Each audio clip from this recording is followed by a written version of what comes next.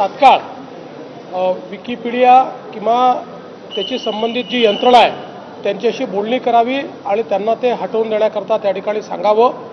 जी काही प्रक्रिया त्याकरता करावी लागते ती प्रक्रिया करावी.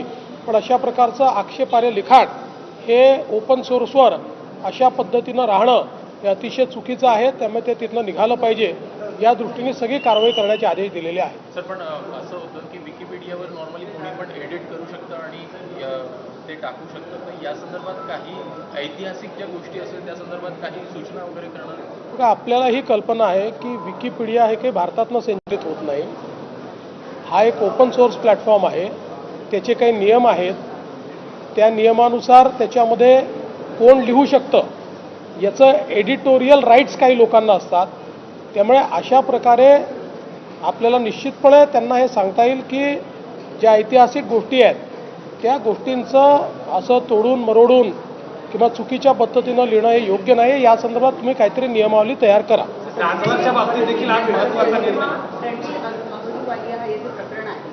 या सगळ्या प्रकरणांमधून असं वाटतंय का की समाज माध्यमांवर जे काही दाखवलं जातं त्याच्या संदर्भात एक नियमावली करणं गरजेचं आहे? हे निश्चितपणे गरजेचं आहेच.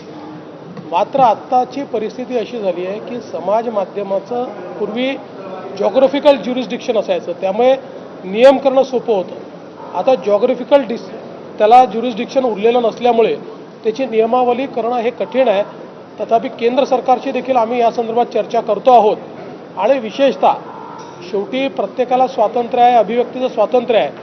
पण त्याची देखील सीमा आहे. अभिव्यक्तीचं जे स्वातंत्र्य आपल्या संविधानाने दिलेलं आहे ते काही असीमित नाही आहे. तुम्ही दुसऱ्याच्या अभिव्यक्ती स्वातंत्र्यावर आपल्या स्वातंत्र्याच्या माध्यमातून घाला घालू शकत नाही. त्यामुळे ज्या ठिकाणी अश्लीलता ही परिसीमेच्या बाहेर जाते त्या ठिकाणी कारवाई करणं हे गरजेचं असतं. मात्र या संदर्भात काही नियमावली तयार करता येईल का, जरूर केंद्र सरकारची आमची चर्चा चाललेली आहे. राजवाच्या बाबतीत काही महत्त्वपूर्ण निर्णय झाले? अजून ते झालेलं नाही. अलीकडच्या काळामध्ये कॅबिनेट व्हायच्या आधी काही लोक अजेंडा छापतायत. ही चुकीची पद्धत आहे. आणि मी मंत्र्यांना देखील सांगितलेलं आहे की आपल्या कार्यालयांना सांगा, अन्यथा मला कारवाई करावी लागेल.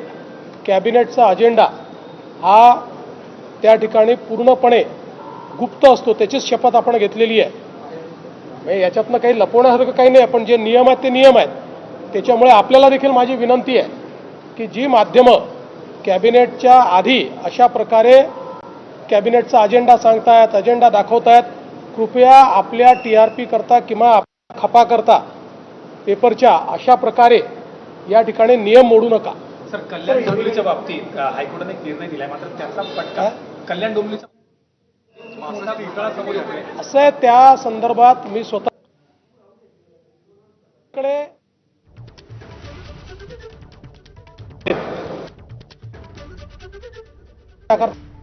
देखील जायला तयार आहोत.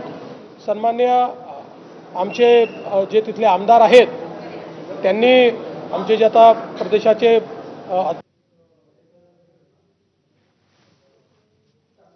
यांना कसं प्रोटेक्ट करता येईल, आवश्यकता पडली तर त्याकरता आम्ही सुप्रीम कोर्टात देखील जायला तयार आहोत.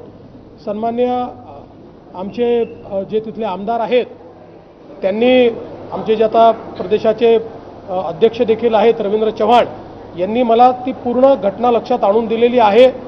आणि या संदर्भात पोलिसांनाही मी सांगितलेलं आहे की ज्या बिल्डरने हा खोटेपणा केलेला आहे त्यांच्यावर कारवाई करा. आणि जे लोक जेन्युइन बायर्स आहेत, सगळे जेन्युइन बायर्स नाहीत पण मोठ्या प्रमाणात जेन्युइन बायर्स आहेत, तर त्या संदर्भातली सगळी माहिती मी तिथल्या कमिशनरकडनं घेतलेली आहे. आवश्यकता पडली तर सुप्रीम कोर्टात जाऊन देखील त्याला कसं प्रोटेक्ट करता येईल. कारण आता यातल्या काही इमारती सरकारी जमिनीवर बांधल्या आहेत. त्यामुळे आता त्याला कसं काय नियमित करायचं हा प्रश्न आहे.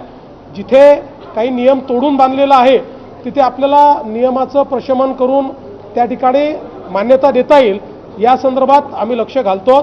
आणि सामान्य माणसाला आणि जो जेन्युइन आहे, ज्याची खरोखर फसवणूक झाली आहे, त्याला कसं प्रोटेक्ट करता येईल असा आमचा प्रयत्न असेल. मुख्यमंत्री वैद्यकीय कक्ष असताना उपमुख्यमंत्र्यांकडून एक वैद्यकीय कक्ष स्थापन केला जातो. समांतर अशा गोष्टी त्याच्यात काही चुकीचं नाही. मी देखील उपमुख्यमंत्री असताना एक वैद्यकीय कक्ष चालवायचो. वैद्यकीय कक्ष याकरता आपण चालवतो की त्यातनं काही कोऑर्डिनेशन करता आलं पाहिजे. मुख्यमंत्री असेल, उपमुख्यमंत्री असेल, यांच्याकडे केसेस येत असतात. त्यामुळे उपमुख्यमंत्री यांनी जर वैद्यकीय कक्ष सुरू केला असेल त्यात काही गैर नाही.